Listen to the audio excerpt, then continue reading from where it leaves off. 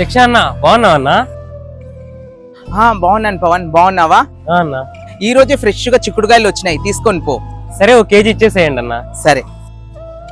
కాకరకాయలు కూడా నిగనిగలాడుతున్నాయి, ఒక ½ కేజీ వేసిస్తాను, తీసుకెళ్ళు. సరేనా? అవి కూడా ఇచ్చేసేయండి అన్న.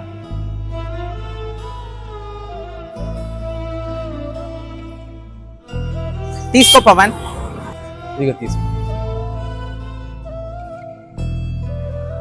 పవన్, చిల్లర వద్దా నీకు?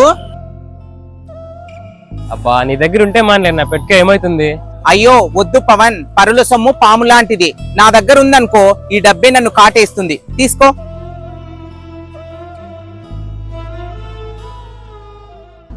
అబ్బా ఉండండి, చెప్తాను. ఓటీపీనే కదా, కాసేపు ఆగండి. ఆ కూరగాయలు ఎట్లమ్మా? సార్ ఉర్లగడ్డలు 50 రూపాయలు సార్, బెండకాయలు కూడా 50 రూపాయలు, వంకాయలు 50 సార్. తీసుకోండి సార్, ఫ్రెష్ కాయగూరలు. ఏంటి, ఈ వంకాయలు 50 రూపాయలా? ఈ బెండకాయలు కూడా 50 రూపాయలా?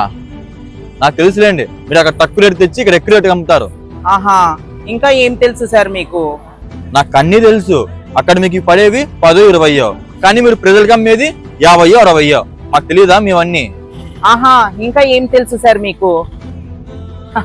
సార్, ఈ పంట పండించడానికి రైతు ఎంత కష్టపడతాడో ఆ కష్టం విలువ తెలియదు మీకు. ఈ పంట చేతికి రావడానికి ఎన్ని నెలలు పడుతుందో అది కూడా మీకు తెలియదు. సార్, ఇదే టమోటాని సూపర్ మార్కెట్ లో పెట్టి సాస్ లాగా అమ్మితే 200, 300 పెట్టి కొంటారు. మా దగ్గరకు వస్తే 10, 20కి బేరాలు ఆడతారు ఏంటి సార్ మీరు? అవన్నీ వదిలేసేయండి. ఇందాక మీరు వచ్చేటప్పుడు ఓటీపీ చెప్పాలి అంటున్నారు. కేవైసీ అప్డేట్ చేయించాలంటే నేరుగా బ్యాంకుకే వెళ్ళాలి, అపరిచితులకి ఫోన్ లో ఓటీపీ చెప్పకూడదని. అది కూడా మీకు తెలియదు కదండి సార్. అలా చెప్తే మీ ఖాతా ఖాళీ అవుతుందన్న సంగతి కూడా తెలుసా లేదా మీకు? అవును కదా, దొరికితే వాళ్ళకి ఓటీపీ చెప్పకూడదు. ఒక నిమిషం, స్కామ్ కాల్ అండి ఇది. సార్, మీరు చదువుకున్న వ్యక్తి, మీకు చెప్పే అంతటోని కాదు నేను. సార్, మాలాంటి చిన్న వ్యాపారస్తుల గురించి కాదు సార్ మీరు తెలుసుకోవాల్సిండేది. సైబర్ నేరగాళ్ల నుంచి ఎలా కాపాడుకోవాలో అది తెలుసుకోండి మీరు ముందు. సారీ అండి, నాకేం తగ్గేద్దండి. ఉన్న రేట్కే కేజీ ఇచ్చేసండి అన్ని. సరే సార్.